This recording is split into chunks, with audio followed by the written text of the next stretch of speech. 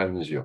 Écoutez, bienvenue à tous nos participants. Je suis très heureux de vous accueillir donc, pour ce webinaire proposé par Corpus Learning et l'ambassade du Danemark pour vous présenter et réaliser une introduction à notre futur voyage d'études sur l'ambulatoire au Danemark. Alors, je suis Clément Bénaud, directeur de Corpus Learning, et j'ai le plaisir d'avoir à mes côtés aujourd'hui donc Anne Smetana et Sophie Labrosse de l'ambassade du Danemark qui vont pouvoir voilà, vous faire leur présentation pendant ce webinaire. Donc, pour vous donner le programme, pendant une quarantaine de minutes, je vais laisser Anne et Sophie donc, vous présenter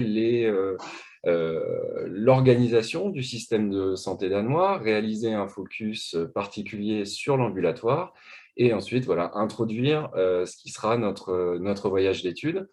N'hésitez pas, pendant toute cette présentation, à écrire vos questions dans le chat et on prendra un temps à la fin pour échanger, pour répondre à un maximum de questions. Anne, Sophie, je vous laisse la parole peut-être et vous présenter.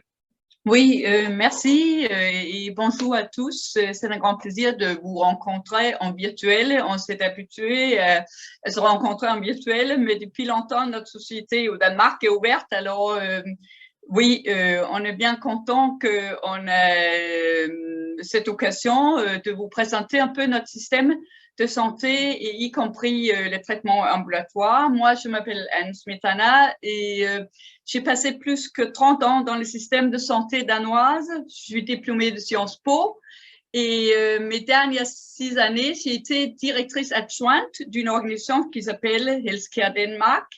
Et j'ai reçu avec l'ambassade de France, je pense, environ 12 délégations françaises par an. Et ça veut dire que oui, j'ai eu le plaisir d'échanger avec vous. Et maintenant, depuis 1er septembre, je suis collègue avec Sophie Labrosse et 2 autres qui s'occupent du système de santé. Et moi, mon rôle, ça va être de faire une collaboration gouvernementale entre le ministère de Santé française et la ministère de Santé danoise.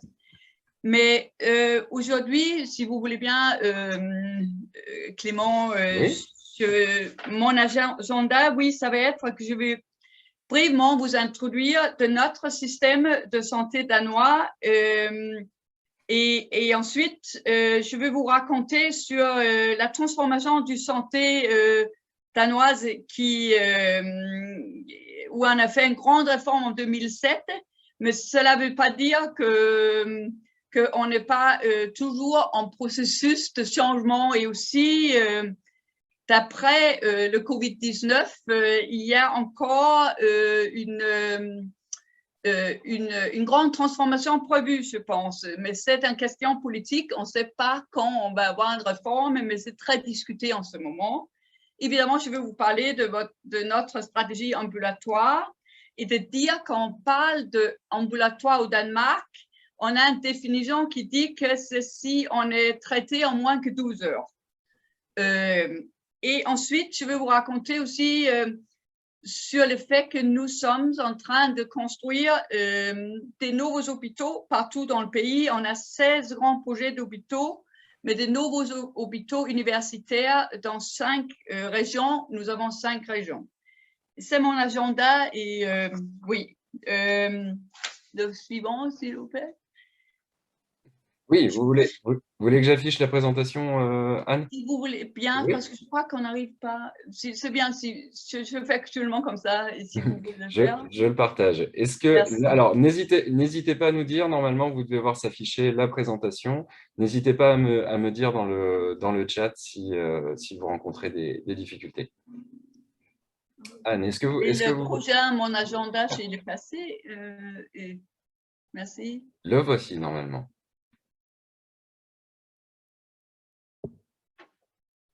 Est-ce que... Ouais. Oui, ça change. C'est bon. C'est bon. C'est bon? Oui, c'est bon. Et le prochain, merci. Je voulais juste commencer de mentionner ce qui est clair, c'est que tous les pays, on partage les mêmes défis. On l'a compris aussi pendant la pandémie que l'Europe ont besoin d'une collaboration sûrement beaucoup plus intense, mais c'est sûr qu'au Danemark comme en France, on a une démographie qui montre, oui, plus de personnes âgées, plus de maladies chroniques, qu'on a vraiment besoin de prendre en charge en dehors des hôpitaux, mais je vais en revenir. Nous avons, même qu'on a travaillé avec la prévention systématique depuis très longtemps aussi au Danemark, mais nous avons aussi un mode de vie où on a des problèmes du tabac, des problèmes de l'alcool. Les jeunes au Danemark sont parmi les jeunes qui boivent le plus en Europe, on n'est pas fiers. Et évidemment, aussi, on a une accélération de nouveaux traitements qui coûtent cher. Et ce qui nous préoccupe au Danemark, c'est qu'on sait qu'en l'avenir, on ne va pas avoir assez de gens qui peuvent payer les impôts. On va avoir trop de personnes âgées. Alors, on est vraiment sur le chemin de comprendre que pour garder notre système de santé, il faut le rendre plus efficace. Et ce qu'on a fait depuis longtemps et aussi depuis la réforme en 2007, c'est de travailler avec la détection précoce des maladies et avoir un accès rapide au diagnostic. On a aussi, comme je dis, des initiatives de prévention. C'est les municipalités, je vais en revenir, qui s'occupent de prévention aujourd'hui au Danemark.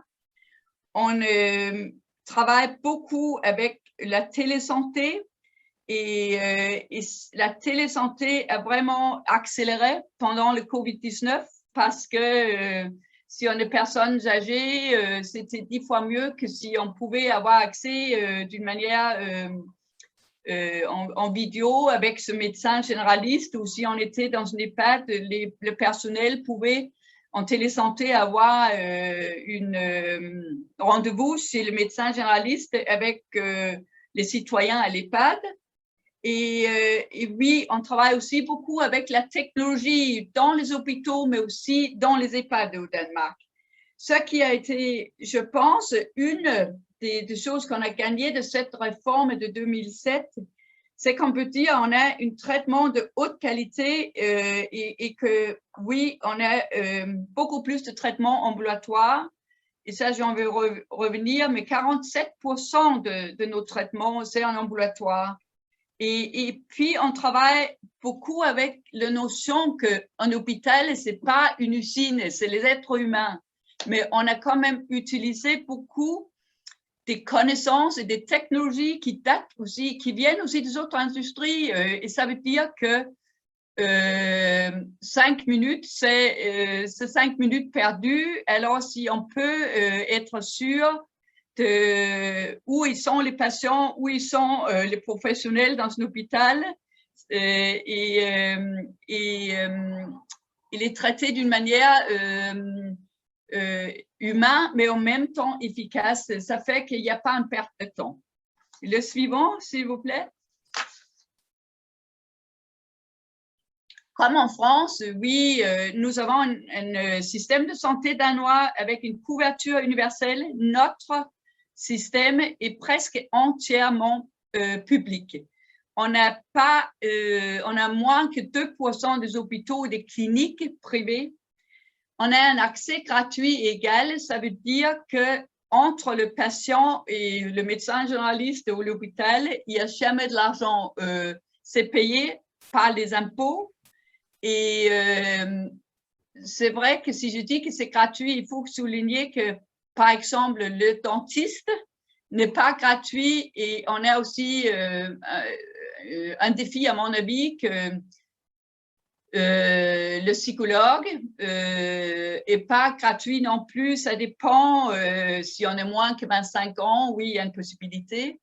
Mais tous les accès à l'hôpital et chez le médecin généraliste ou à la municipalité, c'est gratuit. Et puis, on a un degré élevé de décentralisation. Et ça, je vais vous en parler de qu'est-ce qu'on a fait en 2007. Le suivant, s'il vous plaît. notre système est organisé aussi un peu, évidemment, comme en France, qu'on a un ministère de santé qui joue un grand rôle avec les agences de santé. On en a 6, mais l'agence de santé décide, par exemple, beaucoup au Danemark. Nous sommes une population, il faut aussi que je souligne, de 5 800 000. Mais la science de santé décide où est-ce qu'on doit avoir telle et telle spécialité. Cela veut dire que même qu'il y a un hôpital universitaire dans 5 régions, nous avons, après 2007, 5 régions. Ce n'est pas les hôpitaux qui décident s'ils veulent, par exemple, opérer des enfants avec des problèmes cardiaques. Avant, c'était à 2 endroits. Maintenant, c'est seulement à Copenhague. Et cette répartition s'est faite à l'agence de santé avec un groupe d'experts. Quand je dis qu'on a un niveau national qui décide quand même pas mal, ça veut dire que tous les ans, on négocie le budget pour les 5 régions. Les 5 régions, ils s'occupent des hôpitaux et ils s'occupent aussi d'avoir des standards, des contrats avec les médecins généralistes qui sont libéraux. Au Danemark, avant 2007, on avait 13 départements. Aujourd'hui, on a 5 régions. On a osé fermer beaucoup d'hôpitaux parce qu'on a changé notre système et de faire un traitement beaucoup plus ambulatoire. Si je parle ce n'est pas uniquement après 2007 qu'on a fermé les hôpitaux, ça a commencé déjà dans les années 80. Je pense qu'au début des années 80, on avait 128 grands et petits hôpitaux. Aujourd'hui, nous avons 21 hôpitaux avec surchange et on a 40 hôpitaux. Cela a seulement pu se faire aussi parce qu'au niveau local, en 2007, on a, pendant une période de 2 ans, ça veut dire entre 2005 et 2007, on a décidé cette réforme structurelle de santé et ça veut dire qu'au lieu d'avoir presque 300 municipalités, on est sorti en 2007 avec 98 municipalités. C'est sûr, ça n'a pas été toujours aussi facile que de mettre les municipalités ensemble, de les merger, on dit merger aussi en français. C'est sûr que certains maires n'étaient pas trop contents, mais aujourd'hui, une municipalité au Danemark s'occupe de la prévention et de la rééducation. Ça veut dire qu'en 2007, je peux vous donner l'exemple, j'ai travaillé dans un département, je devais prendre mes employés avec moi à 100 km pour travailler dans une région et je devais envoyer beaucoup des employés à travailler dans les municipalités. Ça veut dire que les kinésithérapeutes, les infirmières qui étaient avant à l'hôpital sont aujourd'hui employés dans les municipalités. Une municipalité au Danemark a une taille en moyenne de 50 000 habitants. Et ça là est important à mentionner. Évidemment, il y a des plus grandes municipalités aussi. Il y a certaines îles qui ont des petites municipalités.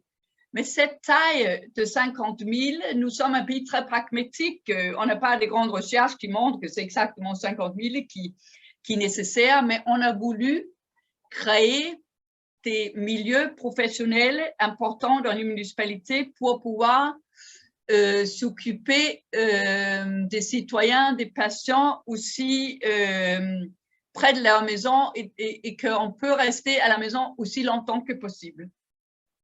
Je ne sais pas s'il y a des questions, mais la réforme n'a pas commencé comme une réforme de santé, mais en fait, ça a vraiment été une réforme très importante et ça a donné, et je pense que là, il y a un consensus, ça a donné un système d'hôpitaux où les hôpitaux jouent un nouveau rôle. Les hôpitaux, ils sont beaucoup plus aussi des phares au lieu d'être là où tout le monde vient. Au Danemark, on ne peut pas se pointer aux urgences sans téléphoner à son médecin généraliste qui est aussi de garde à l'hôpital le week-end. Ça veut dire qu'aux urgences, c'est vraiment seulement les gens les plus malades qui vont, ou sinon on va le week-end aussi chez les médecins généralistes qui ont aussi des locaux à côté des urgences. Et chaque fois qu'on a reçu des délégations françaises, ils sont très étonnés de voir que les urgences au Danemark, c'est jamais surpeuplé. Et ça, je pense, c'est aussi, pas uniquement parce que nous sommes bons, mais on a aussi appris beaucoup des autres pays que les urgences fonctionnent un peu comme un centre de commande. Ça veut dire qu'on a des grands écrans, on sait exactement où ils sont les patients dans tel processus et qui s'occupe du patient. On a ce qui s'appelle un chef médecin aux urgences qui s'occupe du parcours du patient. Ça veut dire qu'avant, on avait aussi beaucoup de jeunes médecins aux urgences, on les a toujours, mais on a aussi des spécialistes qu'on peut consulter, mais aussi des spécialistes qui a ces grands écrans au centre des urgences où on sait exactement où est-ce que se trouve un tel patient. Et je peux vous raconter qu'une fois, j'avais une délégation anglaise il y a 2 ans et il y avait un homme infirmier anglais qui a eu un arrêt cardiaque. Et j'ai pu aller et le trouver aux urgences parce que j'ai demandé la permission de regarder le panneau où il était. Il était très étonné, il a bien survécu. Il a dit, je suis très contente que j'ai vécu cette soin de l'intérieur. Et c'est juste pour dire que je pense qu'on peut dire que les hôpitaux sont vraiment des hôpitaux efficaces et évidemment, comme dans tous les pays européens, on discute comment est-ce qu'on peut rendre notre système encore plus résilient. Et je vais en revenir. Peut-être le prochain. Ce qui est aussi intéressant à dire, c'est aussi qu'on travaille aussi toujours en visant comment est-ce qu'on traite les malades chroniques de meilleure manière. Avant 2007, on allait toujours au contrôle à l'hôpital. Aujourd'hui, on a rassemblé la plupart des activités des citoyens qui ont des diabète 2 ou de maladies pulmonaires chez les médecins généralistes.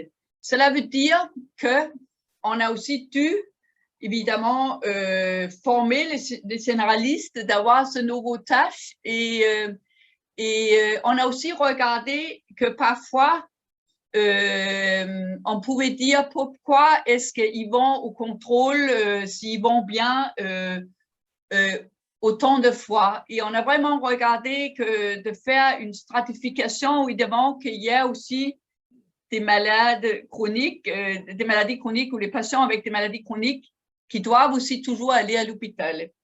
Mais 47% de notre population aujourd'hui est reçu un traitement ambulatoire. On dit aussi que presque 9 sur 10 des patients danois sont traités par les médecins généralistes. Il faut aussi que je dise que pour les cliniques, les médecins généralistes, on a besoin de faire encore plus de réformes, je pense, au Danemark, mais que nous voyons de plus en plus de cliniques ou peut-être, je crois qu'en France, vous dites des cabinets partagés, que par exemple, il y a 5 médecins ensemble, ils ont 2 infirmières, ils ont 2 secrétaires qui partagent et ils font pas mal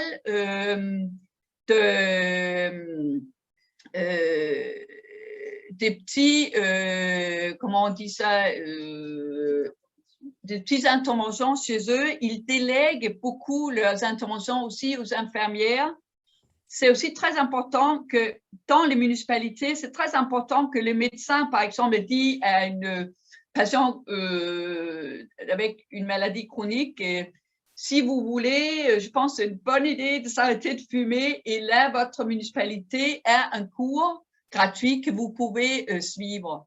Seulement 12% de notre population a été hospitalisée. Je ne connais pas vos chiffres, mais ça peut être intéressant à savoir. Oui, est-ce que je peux continuer?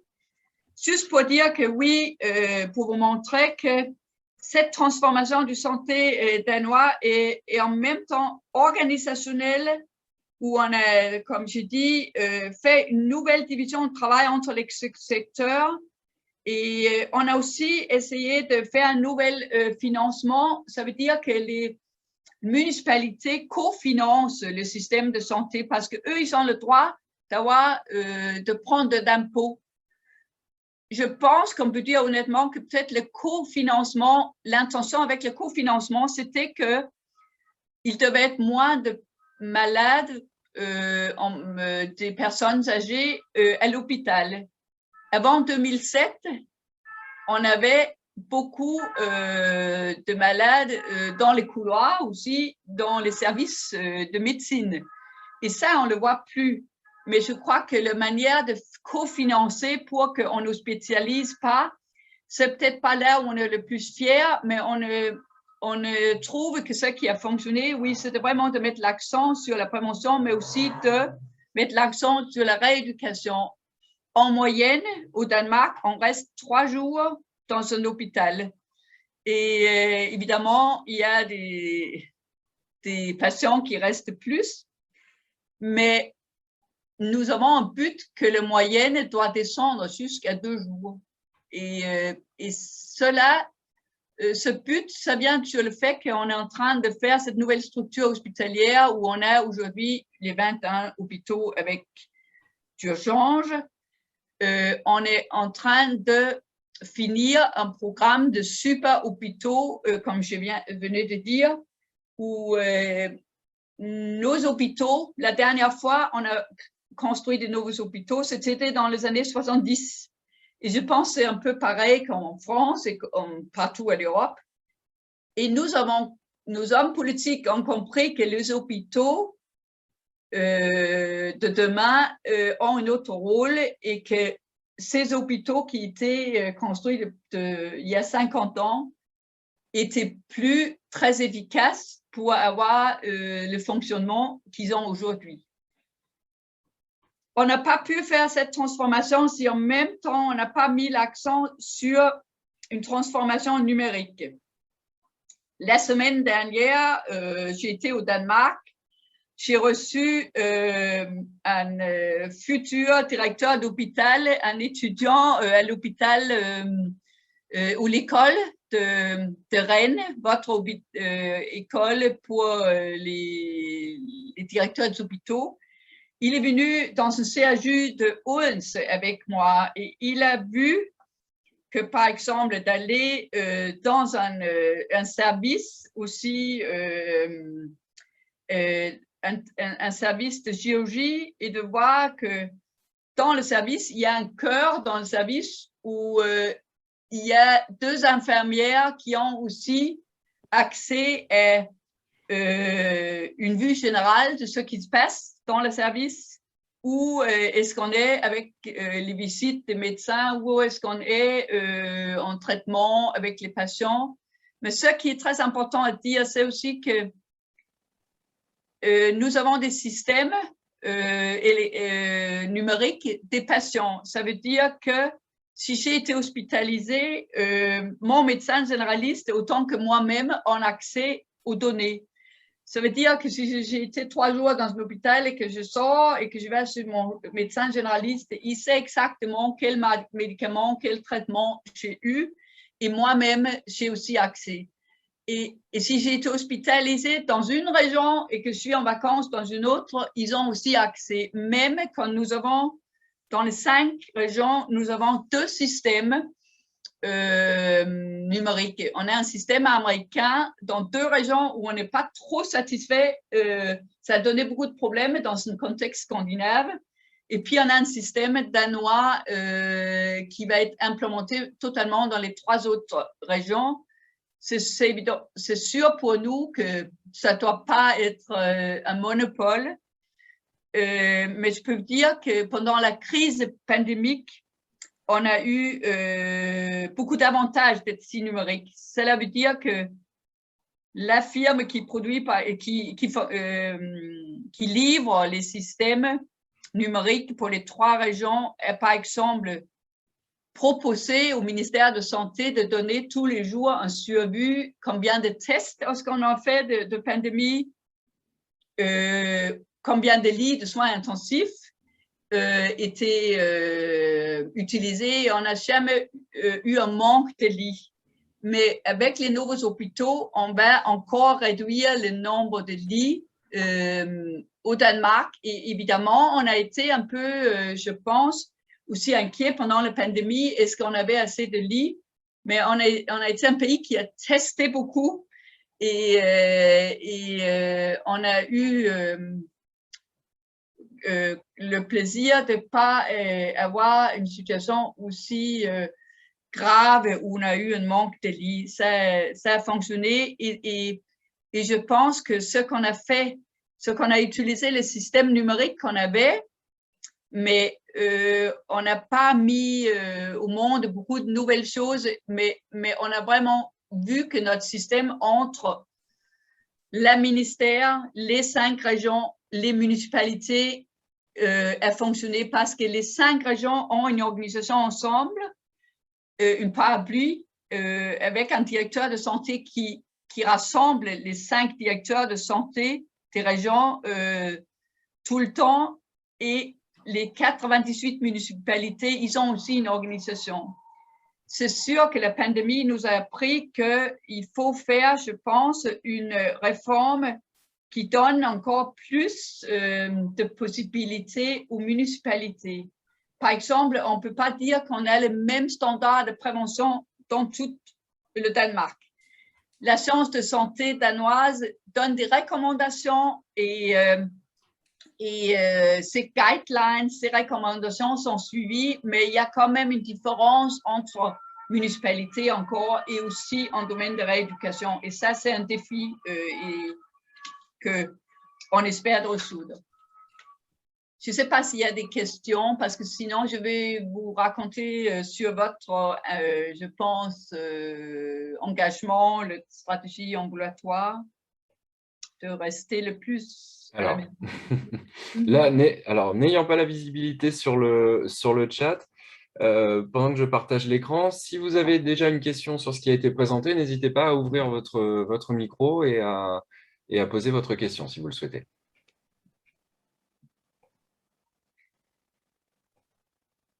Eh bien, pour l'instant, je crois qu'il n'y a pas encore de questions. On peut continuer, Anne. Oui, je continue. Et là, c'est un peu de faire une récapitulatif de ce que j'ai dit. Oui, le diagnostic et le traitement ont lieu le plus possible au domicile. C'est très important que les médecins généralistes sont bien formés. Il faut aussi que je dise qu'on travaille en ce moment avec un défi que vous avez aussi. Je pense qu'on a 2 régions sur 5 qui commencent à avoir un peu un manque de médecins généralistes.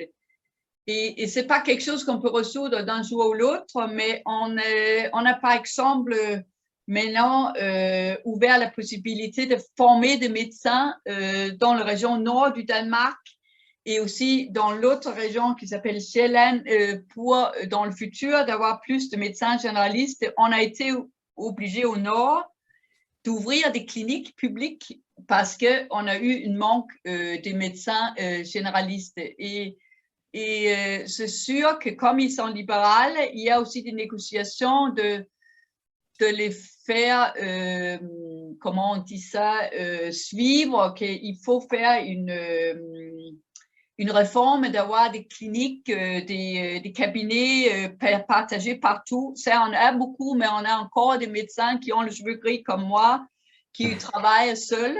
mais ils sont tous numériques parce qu'à l'hôpital, il y a des médecins généralistes qui ont une fonction à l'hôpital autant que dans leur cabinet. Ça veut dire qu'ils sont, peut-être, je pense que vous avez les mêmes en France, ils sont formés pour, par exemple, aider leurs collègues avec des sujets de coopération avec les hôpitaux, mais aussi d'introduire de nouveaux systèmes numériques. On travaille beaucoup de renforcer l'autonomisation du patient. Si vous venez au Danemark, je pense, vous allez voir un système qui n'est pas très hiérarchique, on dit hiérarchique ou vertical.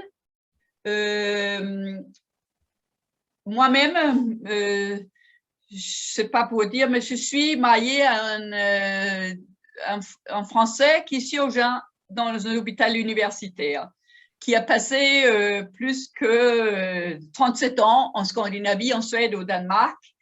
Il dit qu'en venant de Strasbourg, de jeunes médecins, il a dû apprendre qu'au Danemark, on n'est pas Dieu comme chirurgien, on est obligé de collaborer avec ses collègues infirmières, mais aussi les collègues dans d'autres services. Il fait des transplantations de reins, mais il dit aussi que la manière de parler aux patients est peut-être beaucoup plus égal à égal. Vous savez, on est un pays qui dit tu, on est un pays qui dit le prénom, ça veut rien dire peut-être, mais je pense que on essaie même vraiment aussi maintenant d'améliorer encore la communication avec les patients, parce qu'on sait que c'est très important que s'ils doivent prendre, c'est évidemment aussi au Danemark, on a une inégalité sociale, les malades chroniques, c'est aussi plus la population avec peu de formation, et c'est très important qu'ils comprennent et qu'ils ont la possibilité de poser des questions. On fait beaucoup chirurgie le jour même, comme j'ai déjà dit, et évidemment, c'est aussi important si on sort d'un hôpital qu'il y a un traitement suivi, ça veut dire que, par exemple, il y a des règles. On ne peut jamais faire sortir un patient le vendredi après-midi après 16 heures.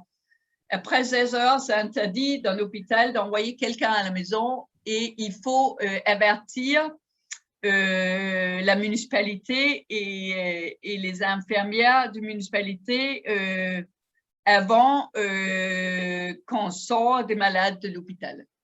Et ça fonctionne. Le prochain,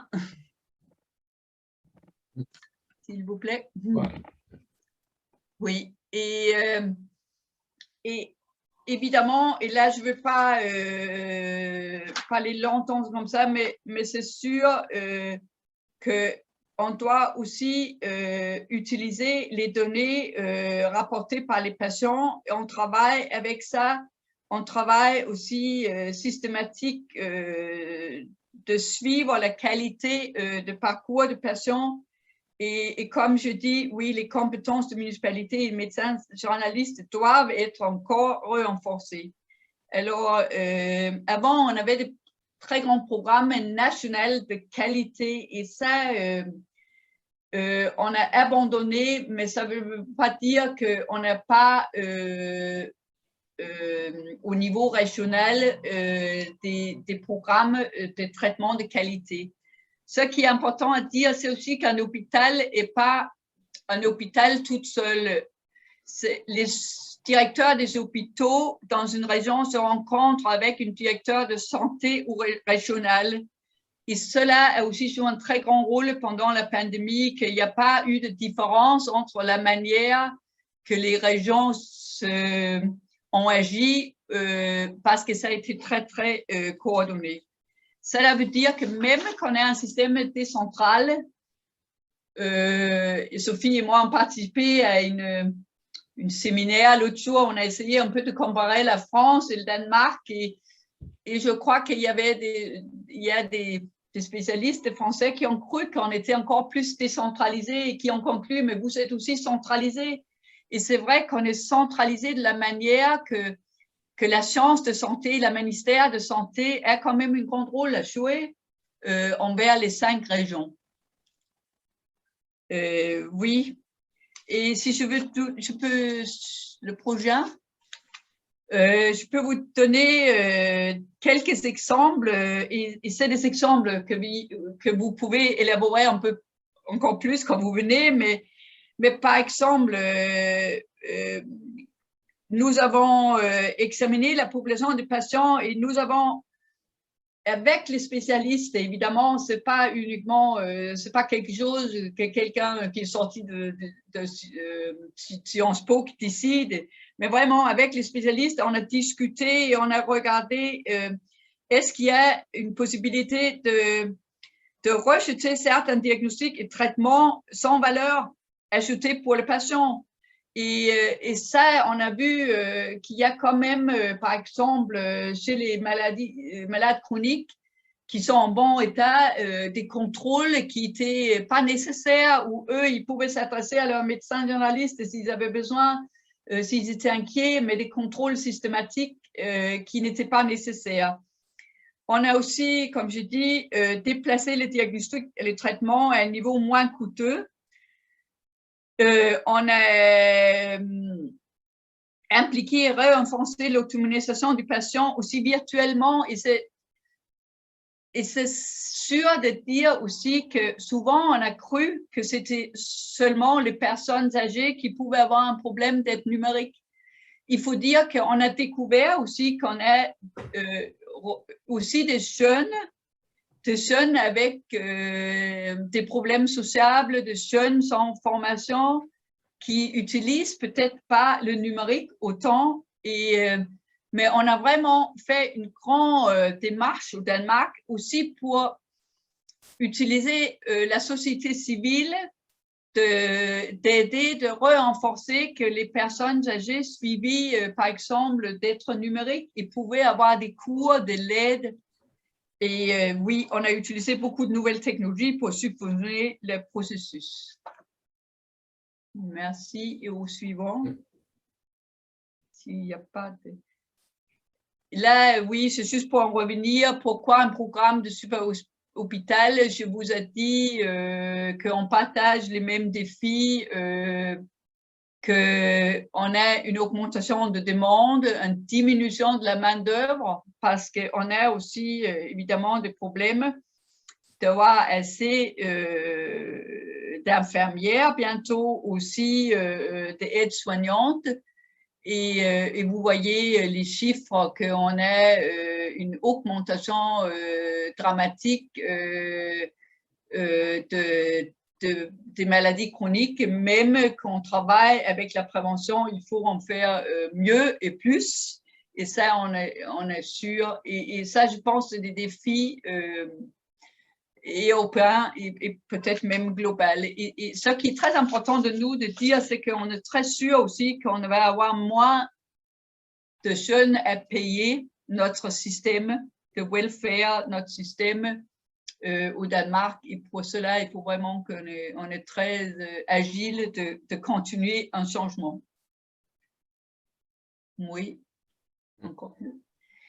Ce programme de futurs hôpitaux, je peux vous raconter une anecdote. Je pense que ça a commencé au ministère de Santé parce que nos parlementaires sont allés en Suède. Et ils ont vu un très beau hôpital qui s'appelle Karolinska, qui était en train d'être construit. Et ils ont dit, c'est pas seulement les Suédois qui vont avoir de nouveaux hôpitaux. Alors, ils sont revenus, c'est l'anecdote. Et ils ont dit, nous n'allons pas seulement construire un, mais on va construire des super hôpitaux où l'hôpital joue ce rôle dans le cadre d'un système intégré et cohérent. Et la pandémie a montré, évidemment, qu'on a beaucoup plus besoin d'une structure cohérente de notre système de santé et qu'il faut l'améliorer.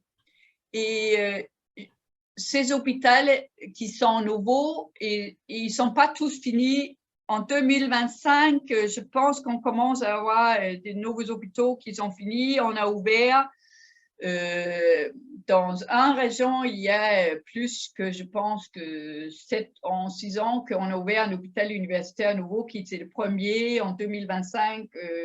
Il y a beaucoup plus qui sont finis. Ils sont vraiment des hôpitaux intéressants. Et comme en France, certaines régions ont choisi de mettre les hôpitaux universitaires sur les terrains qui étaient à côté des universités. Oui, j'en passe au suivant. Je peux vous dire aussi ce qui est important dans un contexte scandinave, c'est aussi de construire des hôpitaux qui sont des guérissons. Ça veut dire d'utiliser l'architecture scandinave avec la lumière. Nous n'avons pas beaucoup de lumière au nord en hiver.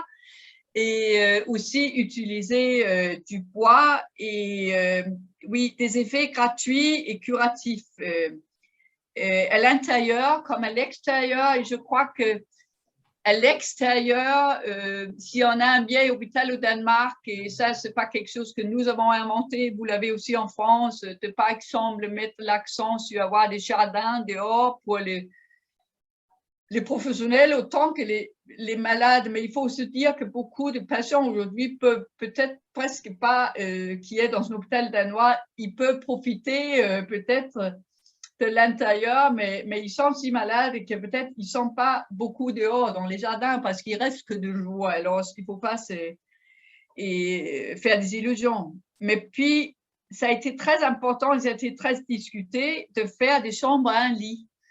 Et moi-même, quand j'ai entendu ça, je pensais, mais si des gens sociables comme moi-même, est-ce que je voudrais être dans un lit, dans une chambre toute seule? Mais il faut dire que pour faire les soins de 2-3 jours et pouvoir parler aux professionnels, aux médecins tranquilles. Et si on est dans un lit, dans un hôpital aujourd'hui au Danemark, on est très malade, alors c'est bien de pouvoir recevoir sa famille. Il y a même un lit souvent caché dans le mur d'une manière comme une chambre d'hôtel où la famille, le conjoint peut dormir si nécessaire. Et ça a été un choix. Oui, je continue.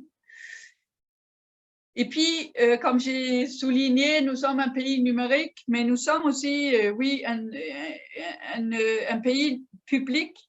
On ose faire de collaboration publique-privée. Et ça, c'est peut-être aussi parce qu'on sait que si on veut être des hôpitaux efficaces, il faut oser être innovante. Et un système public ne peut pas être innovant toute seule. Alors, on a par exemple appris les solutions logistiques et des robots. Vous êtes très doués aussi aux robots, je l'ai vu dans les hôpitaux français. Mais on a appris beaucoup des aéroports, que dans les aéroports qui sont réouverts maintenant, on ne perd pas beaucoup de temps. Et dans l'hôpital danois, c'est un peu comme ça, que quand on arrive dans un hôpital, nous avons tous une carte numérique et cette carte est devenue vient d'être numérique. Mais quand on arrive à l'hôpital, on s'inscrit. Et puis, on a un message, allez là-bas, il y a moins que 5 minutes d'attente. Et ça, je trouve que cette augmentation significative de la productivité, c'est dû au fait qu'on a osé travailler public-privé. Et que quand j'étais jeune et administrateur, j'avais appris il y a 30 ans que s'il y avait une firme frappée à la porte d'un département, je leur disais je suis pressée, je n'ai pas le temps de vous parler. Mais aujourd'hui, et depuis longtemps, ce n'est plus le cas parce qu'on a compris qu'il faut avoir une livraison juste à temps de services et d'équipements. Et ça, on a besoin des ingénieurs, on a besoin des gens qui sont dehors du système pour nous donner des bonnes idées et apprendre dans des autres secteurs. Et souvent aussi, c'est des secteurs où la France, par exemple, est très douée. Oui, et si on Oui. continue. Anne, est-ce que vous souhaitez encore aller au bout de la présentation ou est-ce que vous souhaitez qu'on laisse peut-être la place aux questions de nos participants? Comme je vois Oui. que l'heure tourne, mais si vous Oui, avez... c'est presque fini maintenant. Oui, Alors, on peut dire oui, simplement, je trouve que c'est pour dire oui, les éléments du programme de visite, Sophie va vous parler de ça, mais je pense que vous allez voir, oui, j'espère, des exemples des hôpitaux durables. Et merci maintenant pour les questions. hop, Vous voulez, Clément, que j'introduise rapidement le programme de la visite ou vous préférez oui, passer tout à fait. Oui, oui, oui. Allez-y, Sophie, je vous laisse. Alors, le programme de la visite sera de toute façon orienté sur tous les éléments que Anne a indiqués déjà, c'est-à-dire qu'on regardera le niveau de gestion des hôpitaux, donc ce qui est le niveau des régions au Danemark. Ensuite, on ira dans les hôpitaux eux-mêmes. On essaiera d'organiser des visites avec les médecins généralistes ainsi que dans le système des municipalités. Et en plus de ces niveaux vraiment pratiques d'intervention, on aimerait vous amener dans le centre de visite sur les innovations du parcours patient. Voilà, donc ça sera en gros le programme de la visite pour vous. Merci, Sophie. Alors, est-ce que vous avez des questions peut-être à poser, que ce soit sur la présentation réalisée par Anne ou éventuellement sur des détails que vous aimeriez avoir sur le voyage d'études? Moi, oui, en fait. Bonjour. Bonjour. Bonjour, j'ai pas pu vous rejoindre dès le début, hein. Je suis au travail, donc là, j'ai trouvé un remplaçant. C'est déjà un système qui marche. Donc, voilà. Voilà, moi, je m'appelle Joseph Wassef, je suis chef de service des urgences à Romorantin-Lanthenay, en Sologne, en région centre, en France. Oui. Donc, du coup, voilà, on est en train d'être très impliqué sur la nouvelle organisation hospitalière qui se met en France, qui s'appelle le groupe hospitalier territorial. Oui. Justement, qui est une organisation entre deux, entre l'organisation complètement éclatée avec des petits hôpitaux qui ne coordonnent pas avec l'hôpital centralisé et un super hôpital, comme vous l'appelez. Oui. Alors, les super hôpitaux en France, si vous voulez, c'est surtout les centres hospitaliers universitaires. Comme chez nous. Les centres hospitaliers universitaires sont des centres d'excellence connus depuis longtemps, en fait, déjà établis depuis des années, et le problème surtout consiste justement dans l'organisation actuelle qui va se mettre en place, c'est la coordination de ces hôpitaux. De un, c'est un problème de coordination. De deux, il y a un problème justement est-ce qu'on répond à la population, on répond à la santé justement de la population. Donc, c'est un problème de filière de santé qu'il faut faire et coordonner ces petits hôpitaux avec les super hôpitaux. Oui. Donc, du coup, moi, je suis dans un très petit hôpital, un hôpital de proximité. C'est un hôpital, justement, on est arrivé il y a 4 ans, quand on a commencé le travail dans les services d'urgence, très problématique en France, parce qu'il y a un manque de médecins énorme aux urgences. Oui. Ah, on vous a perdu quelques secondes. Le travail des urgentistes souffre aussi du manque de médecins généralistes. Et, oui, c'est bon? Vous m'entendez? Oui, on vous entend de nouveau. On entend, oui. Alors, du coup, je peux parler des urgences qui posent problème justement dans tous les pays européens, j'imagine. Les urgences, elles changent c'est plus vraiment les urgences du temps, en fait. Les urgences actuellement, c'est un mélange de médecine libérale et des urgences. C'est plus vraiment des services dédiés aux urgences. Actuellement, il y a un changement justement de la fonction de ces services qui étaient vraiment dédiés aux urgences aiguës.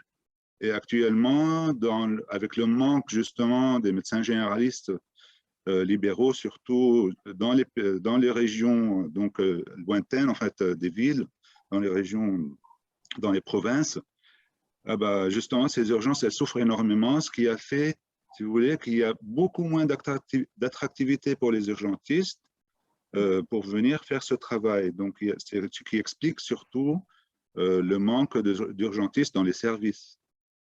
Oui. Donc, il trouve l'urgentiste que son boulot il est en train de muter et il ne fait plus le travail justement qu'il était censé faire ou il était formé pour le faire. Donc, c'est un travail qui est un mélange.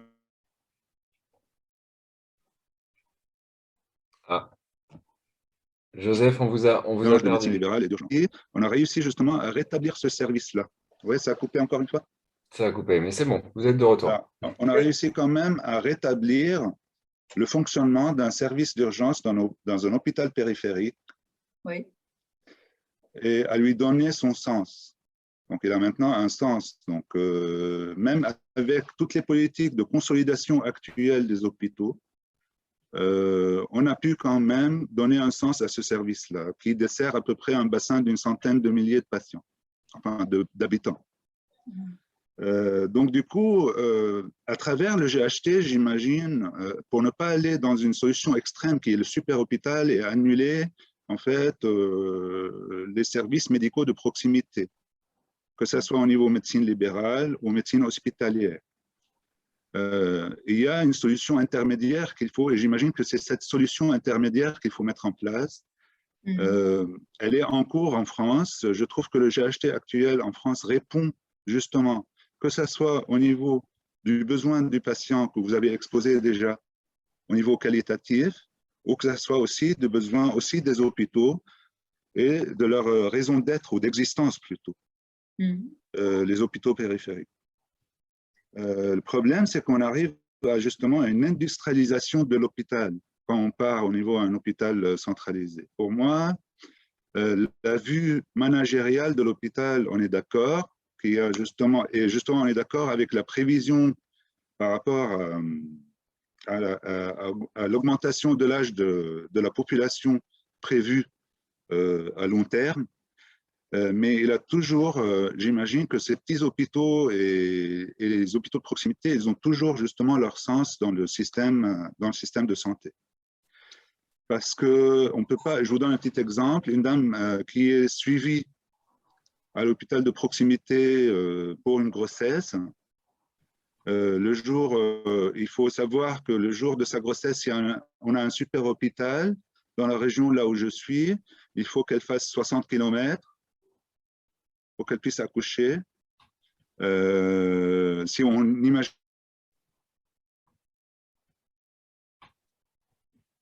un super hôpital dans la région, il y a une augmentation justement des distances à parcourir, il y a une augmentation pour le patient qu'il faut justement aussi poser. La question se pose aussi, est-ce qu'on augmente les risques qu'ils aient des problèmes médicaux à cause de cette distance-là, ou à cause de justement qu'il n'y ait pas de coordination avec le super hôpital.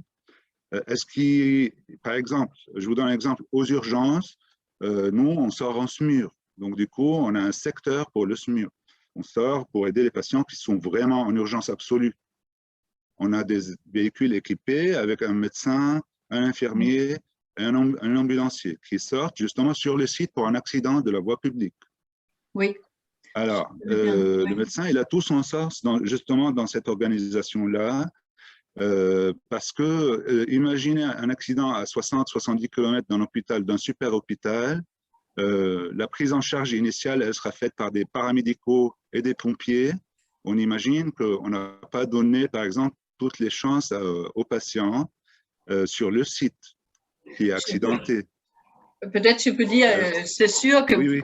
Je partage tout à fait l'inquiétude et c'est aussi sur le tableau politique au Danemark de regarder encore plus la santé de population, de dire qu'est-ce qu'on peut faire encore plus.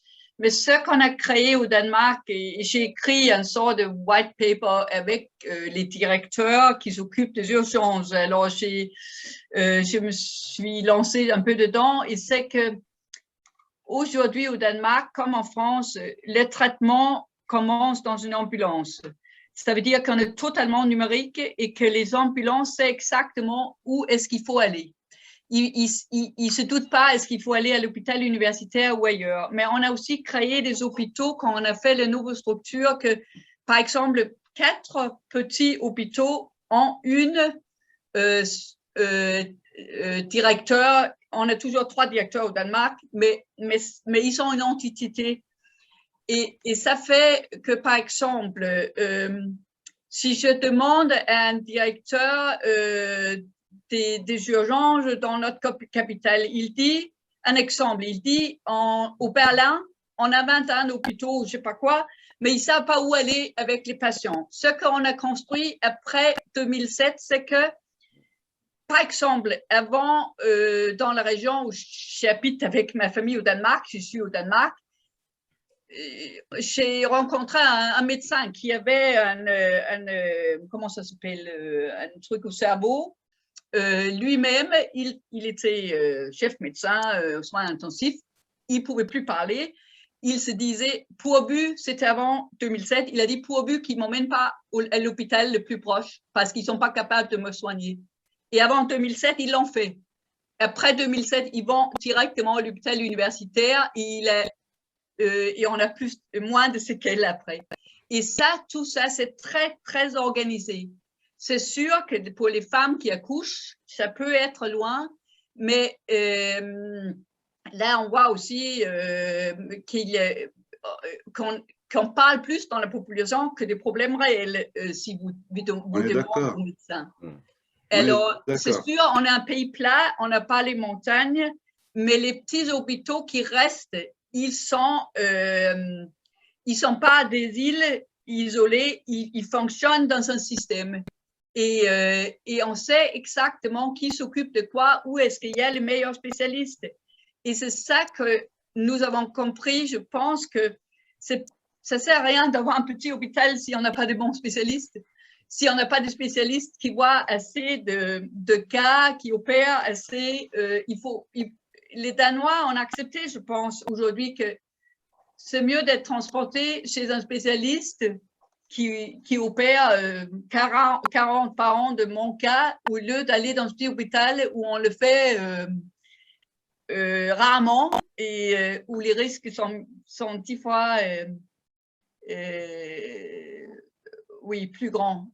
Et puis, je crois que vraiment, ce fait que la coordination entre les différents systèmes fonctionne et vous allez voir que je crois que ce n'est pas tout qui est le paradis au Danemark, mais je crois que la construction de 21 urgences, et on est en train de penser, on vient de lancer qu'autour de 21 hôpitaux avec urgences, on crée une nouvelle structure politique et administrative qui doit encore faire une entre régions, entre municipalités, entre médecins généralistes, qui doit assurer qu'on est encore meilleur à coordonner. Et cette structure, après 2007, on avait créé quelque chose qui appelle des accords de santé. J'ai travaillé avec, par exemple, une région avait 21 municipalités. Tous les 4 ans, on faisait un accord de santé où on disait quels sont les malades les plus critiques, où il faut vraiment être sûr qu'est-ce qu'on fait. Mais là, ces accords de santé, ils sont améliorés maintenant aussi qu'il y a une sorte d'écosystème autour des hôpitaux avec urgence. Et là, je crois que c'est vraiment important que ces nouvelles structures montrent qu'on réalise encore mieux d'avoir ce système cohérent. Ça ne veut pas dire qu'on a tout résolu encore, mais aussi le fait qu'on n'a pas... si on a 4 petits hôpitaux, peut-être ils sont restés ouverts, mais la répartition de ce qu'ils font, c'est très, très sûr. Et les urgences, le fait que la manière qu'ils fonctionnent avec les médecins généralistes, et c'est très inspiré aussi, je crois, par Canada. et que vraiment entrer et voir sur un grand panneau, on voit aussi comme patient, ils sont en train de s'occuper de 20 d'autres et ils sont là dans le parcours. Alors, les patients ne viennent pas fâchés parce qu'ils savent qu'on sait qu'est-ce que les professionnels est en train de faire, qui sont occupés. Mais surtout, je crois que dans une urgence, je peux vous donner l'exemple, on est en moins que 4 heures, soit hospitalisé, soit envoyé à la maison au Danemark en moyenne. Et ça, vous savez mieux que moi si c'est des bons chiffres, mais en tout cas, ce n'était pas le cas avant 2007. Avant 2007, ça pouvait prendre beaucoup plus de temps. Alors Anne, merci. Joseph, je suis navré, je vais devoir donner la parole à d'autres Oui, bien sûr, participants qui ont des questions aussi. Je vous remercie pour votre réaction. Et alors, nous avons 2 questions dans le chat, donc des médecins des hôpitaux de Saint-Malo et d'Inon. Donc, qui vous demandent, Anne et Sophie, comment les patients accèdent-ils aux médecins spécialistes? Est-ce qu'ils sont adressés par leur médecin généraliste? Première question. Et la seconde question qui est de savoir quelle est la distance maximale entre 2 super hôpitaux et quelle est la distance maximum pour un patient pour se rendre dans un super hôpital. On a, en premier, c'est c'est si peu qu'on peut s'adresser aux spécialistes toute seule. C'est des ophtalmos, les oreilles, et sinon, on s'adresse aux médecins généralistes. On demande aux médecins généralistes de nous donner la possibilité, si c'est nécessaire ou non, d'avoir un spécialiste. C'est l'entrée clé de notre système, c'est le secteur primaire, c'est le généraliste. Ça veut dire qu'on n'a pas accès aux spécialistes sans avoir consulté un médecin généraliste. Les distances, je n'ose pas, je ne connais pas les chiffres exacts. Je pense qu'il peut être entre 2 hôpitaux universitaires, il peut être 150 km. Et le maximum, je pense, c'est environ 100 km. Mais ça, je peux le vérifier et c'est peut-être pas égal dans tous les 5 régions. Et c'est sûr que je me rappelle en 2007 qu'il y avait beaucoup de discussions de distance et que beaucoup de longues dialogues sur ça. Et c'est sûr, pour les femmes qui accouchent, ça peut encore être un sujet. Mais sinon, on ne discute plus au Danemark le problème des distances. Et je souligne, on est aussi comme le Pays-Bas, c'est un pays plat. On n'a pas de montagne. Alors, mais les distances, c'est sûr qu'en 2007, il y avait certains endroits où il y avait aussi la population vexée, très inquiet parce qu'ils n'avaient pas leur hôpital. Et on a remplacé beaucoup des hôpitaux par des centres de santé, mais là, il n'y a pas de médecins, c'est des centres préventifs. Et là, on discute en ce moment, est-ce qu'on peut faire une construction d'ambulatoire plus avancée? Ça, c'est des trucs sur le tableau. Alors, ce n'est pas décidé encore, mais au ministère de Santé, ils travaillent sur des choses comme ça en ce moment. Merci Anne. Alors, j'ai une nouvelle question dans le chat de Ibab Moursi. Comment les patients de chirurgie cardiaque accèdent aux chirurgiens spécialistes? Là, c'est très concret. Est-ce que je peux téléphoner? Non. Ils ont accès aussi par si c'est urgent, évidemment, ils ont accès. Mais si c'est pas si c'est urgent, ils vont aux urgences et là, ils ont accès. Mais si c'est pas urgent, là aussi, ils passent par le médecin généraliste. Évidemment, si on a un problème cardiaque, oui, on ne doit pas téléphoner. Là, on téléphone et on est pris. C'est sûr. Mais oui, je ne suis pas médecin, alors je n'ose pas dire, mais c'est sûr qu'on n'est pas laissé avec un problème urgent sans être traité et sans être traité tout de suite. on téléphone et on est pris, ou on va et on est pris. Mais c'est très rare que les gens viennent. Si on vient parce qu'on a une grippe et le dimanche et qu'on est inquiet si on peut aller au travail le dimanche, on est demandé de sortir des urgences et retéléphoner au médecin généraliste pour être pris. Et ça, c'est une question de culture, je crois. On est dressé, éduqué pour. Merci, merci Anne. Est-ce que quelqu'un souhaite poser une nouvelle question? Oui, bonjour. Bonjour, Marine, je suis médecin de santé publique dans le nord de la France. Je travaille dans un hôpital, dans le département d'information médicale. Je crois comprendre en fait qu'au Danemark, vous avez vraiment l'organisation des soins primaires qui est très, très différente en France, que les généralistes ont beaucoup de missions. Est-ce que vous pourriez détailler un petit peu comment ça s'articule, comment les généralistes… Est-ce qu'ils sont libéraux? Parce qu'en France, c'est vrai que les missions ne sont pas centralisées, par exemple, pour les médecins généralistes, puis on a un vrai problème de coordination avec l'hôpital. Du coup, je me demandais un petit peu est-ce que vous pourriez détailler un petit peu plus l'organisation des généralistes? Les médecins généralistes sont libéraux, mais ils négocient avec les régions leur prix et leur manière de fonctionner. Et il y a beaucoup de coordination aussi, d'avoir de formation élevée. Et ils sont, comme j'ai dit, il y a certains médecins généralistes qui sont des cabinets seuls encore, mais ils sont tous numériques et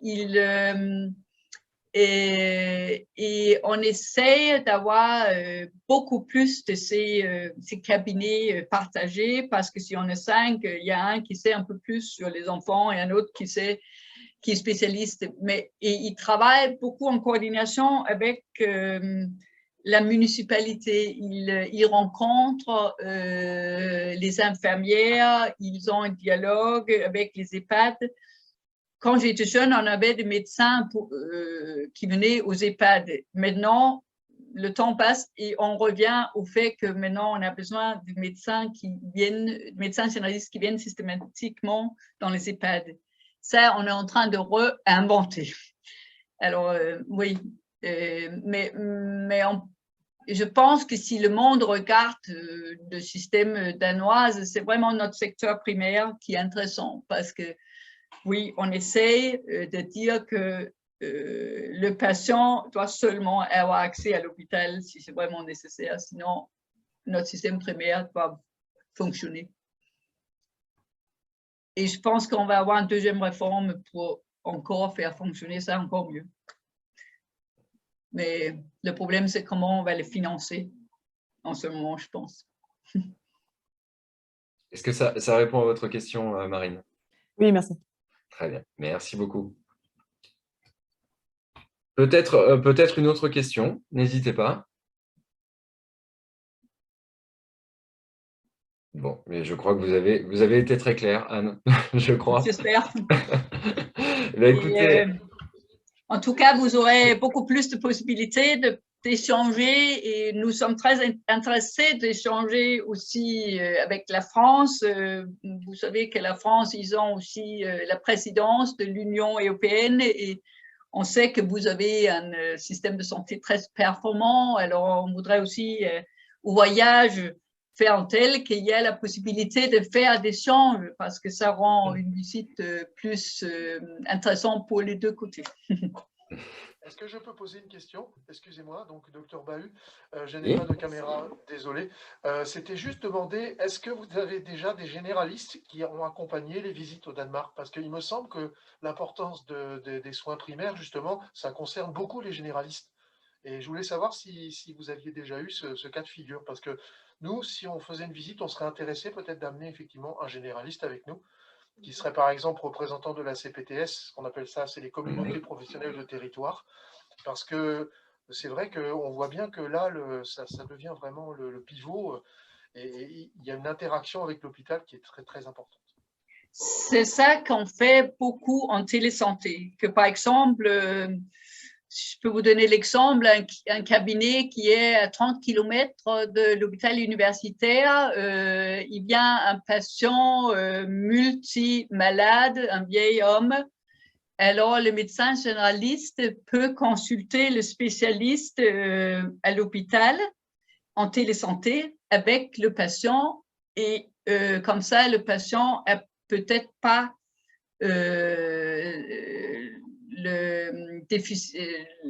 peut-être il ne doit pas aller à l'hôpital à une consultation parce que ça peut se faire en télésanté avec le médecin. Alors, le télésanté a vraiment mis sa valeur pendant la pandémie et que les consultations, au lieu d'attendre au téléphone le matin 1 heure pour avoir notre médecin généraliste, on peut avoir une consultation en ligne aussi. Et je pense que pour ne pas perdre du temps, les médecins généralistes, ils ne se déplacent pas en physique, mais ils ont accès en télésanté avec le patient à côté. Voilà, aux spécialistes. Et en tout cas, évidemment, pour répondre, pour rebondir sur ce que disait Anne, effectivement, les médecins généralistes sont les bienvenus également dans ce voyage d'études, et je crois notamment pourraient y trouver un fort intérêt, notamment pour les démonstrations sur les liens entre les villes, l'hôpital, qui sera fait, les différentes rencontres et les différentes visites qui seront réalisées pendant ce voyage d'études. Merci pour votre question. Peut-être avant de se quitter, est-ce que quelqu'un souhaite poser une dernière question? Oui, Joseph, allez-y. Ah, il faut rallumer votre micro, Joseph, pour l'instant. Oui. Non, votre micro est coupé pour l'instant. Okay. Voilà. Voilà. Bon, alors justement, donc je reviens juste sur cette idée intermédiaire d'un système entre deux. J'imagine que justement parce que ça marchera le mieux, je crois que le GHT au niveau du groupe hospitalier territorial, qui est calqué sur les départements en France, en fait, les groupes hospitaliers territoriaux, au niveau des hôpitaux, on parle, ont un hôpital centralisé référent, c'est l'équivalent du super hôpital au Danemark, en fait, qui va gérer et coordonner les petits hôpitaux d'alentour au niveau de chaque département. Alors, justement, il y aura un travail initial managérial au niveau des petits hôpitaux d'alentour pour trouver la signification de l'existence de chaque service dans cet hôpital-là, donc des études populationnelles pour qu'ils voient s'il y a besoin, par exemple, d'un service de gynécologie obstétrique dans cette petite ville là où il y a l'hôpital. Ça, c'est la première étape. La deuxième étape, c'est la centralisation soft, c'est-à-dire une centralisation pas très forcée par l'hôpital central, référent. Cette centralisation soft se fait d'une sorte à ce qu'il y ait une coordination avec les directions des hôpitaux, des petits hôpitaux de proximité. Ah, pas coupé, vous m'entendez? On vous entend, Okay. bon. Donc, il y a une centralisation avec une coordination avec les directions des hôpitaux de proximité et une création de filières. La filière, elle est définie au niveau de territoire. Le territoire, c'est le département. Donc, un patient qui a un problème dans un village quelconque, loin de l'hôpital central, avant qu'il passe par le médecin traitant, il peut déjà appeler le 15. Là, il y a la régulation centralisée qui est le SAMU, les services médicaux d'urgence. Là, il y aura un médecin qui va lui parler et selon les plaintes du patient, il va le diriger là où il faut qu'il soit dirigé. C'est où il va déclencher justement une équipe médicale pour aller le récupérer, ou il pourra lui donner des conseils et l'orienter là où il faut qu'il parte. S'il y a besoin d'un hôpital justement de spécialité, il va aller à l'hôpital central. S'il y a besoin d'un hôpital de proximité et le problème n'est pas très grave, il va aller à l'hôpital de proximité. Donc, par rapport à l'AVC, le pauvre médecin qui a eu l'AVC avant 2007, lui, il pouvait être justement, à travers le GHT et la régulation médicale du SAMU, il pourrait être dirigé directement dans un hôpital d'urgence neurologique. Donc, sur un hôpital, sur un super hôpital français, quoi. Il pourrait être pris en charge directement. Le seul problème chez nous, en fait, en France, c'est la coordination de ces hôpitaux-là pour le moment. Et surtout aussi la résistance du personnel des petits hôpitaux. Parce qu'il y aura des problèmes de licenciement, j'imagine. Parce qu'il y aura peut-être des services qui vont être fermés. Donc, il faut justement rediriger ce personnel et le réintégrer justement dans le système de santé. Donc, du coup, le système, il est déjà en place et il y a un système intermédiaire entre deux. Hein. Vous voyez, ce n'est pas un système éclaté, complètement désorganisé, et ce n'est pas un système centralisé complètement. Il est déjà en place. Le problème, c'est juste un problème de coordination. La création de filières, on commence par exemple dans la région là où je suis, il y a une création de filières de patients selon la typologie de patients ou de pathologie qu'ils présentent. Donc, comme ça, on coordonne justement depuis le début de la file jusqu'à la fin de la file, la prise en charge des patients.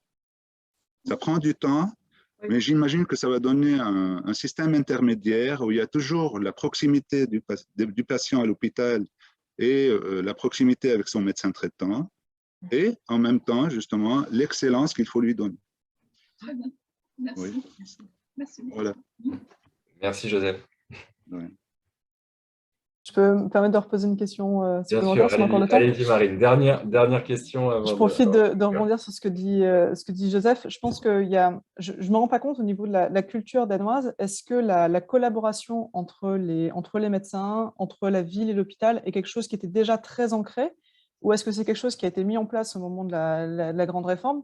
Parce que c'est vrai que je pense que Joseph a raison, c'est un vrai problème qu'on a en France. Et du coup, ma question, c'est combien de temps ça a mis à se mettre en place l'esprit de la collaboration entre les différents corps de métier? Est-ce que ça s'est fait tout seul parce que culturellement, c'est quelque chose que vous faisiez déjà beaucoup? Ou est-ce que ça a dû se faire à marche forcée avec des politiques très incitatives? Je pense que la culture de collaboration, ça existe peut-être dans nos veines au Danemark, mais et qu'avant 2007, on avait des différents essais de collaboration. Moi-même, j'ai fait des accords de santé dans 30 municipalités avec un département.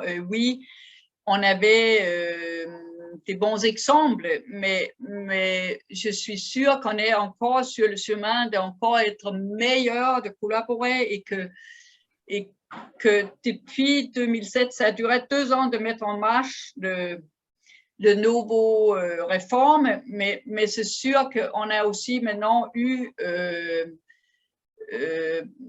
bientôt 15 ans travailler ensemble dans cette structure et que si on crée maintenant autour des hôpitaux urgences encore quelque chose qui est plus formel, c'est aussi parce qu'on peut l'améliorer encore plus. Mais il y a quand même un respect entre un médecin généraliste qui est aussi un spécialiste et un médecin à l'hôpital.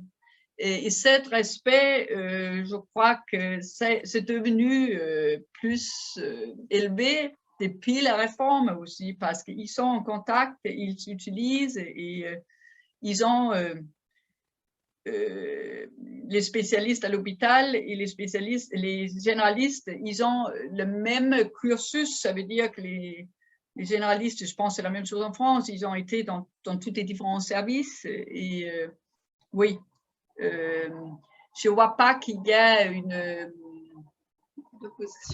opposition ou de moins de respect. On respecte les médecins généralistes aussi à l'hôpital. C'est sûr, ils sont libéraux et que parfois, je peux entendre un spécialiste français à la maison qui me dit oui, parfois, j'ai des patients où ils n'ont pas bien fait leur travail, ils n'ont pas demandé tout le nécessaire, mais ils le règlent, ils parlent ensemble. Et, oui, ils ont aussi des groupes de coordination où il y a 12 médecins généralistes ensemble dans des groupes qui ont cette spécialiste qui est aussi, cette généraliste qui est aussi à l'hôpital 2 jours par mois et qui fait fonctionner la coordination encore mieux. Bien, merci beaucoup. Eh bien, écoutez, je vous remercie pour votre participation. Effectivement, on me demandait dans le chat si nous pouvions vous transmettre la présentation, donc nous allons vous l'envoyer. Et bien sûr, n'hésitez pas à revenir vers moi si vous avez la moindre question, si on peut vous apporter encore des précisions. Et eh bien, pour ceux qui participeront donc, au prochain voyage d'études qui est organisé en janvier, j'aurai plaisir de vous retrouver à ce moment-là. Et bien sûr, nous en organiserons encore de nouveau sur cette thématique et nous pourrons vous communiquer les nouvelles dates très, très prochainement. Donc, il ne me reste plus qu'à vous souhaiter à tous une très bonne journée. Aussi. À vous aussi. Merci. Au Merci revoir. beaucoup. Au revoir. Merci beaucoup. Jeg tænker, hvor mange var det kun lige i alt? Den er ikke sagt, det var 60. Merci, au revoir.